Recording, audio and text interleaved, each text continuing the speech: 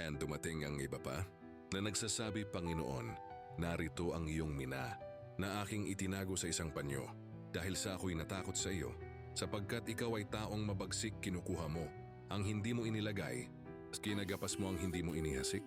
Sinabi niya sa kanya, sa sariling bibig mo kita hinahatulan, ikaw na masamang alipin. Nalalaman mo na ako'y taong mabagsik, na kumukuha ng hindi ko inilagay at gumagapas ng hindi ko inihasik. Kung gayon, bakit hindi mo inilagay ang salapi ko sa bangko?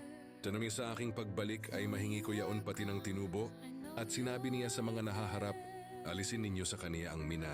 Nabigay ninyo sa may 10 mina. At sinabi nila sa kaniya, Panginoon, siya'y mayroong 10 mina. Sinasabi ko sa inyo, nabibigyan ng bawat mayroon.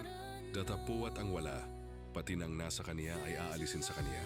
Datapuat itong aking mga kaaway, na ayaw na ako'y maghari sa kanila, ay dalhin ninyo rito at patayin ninyo sila sa harapan ko.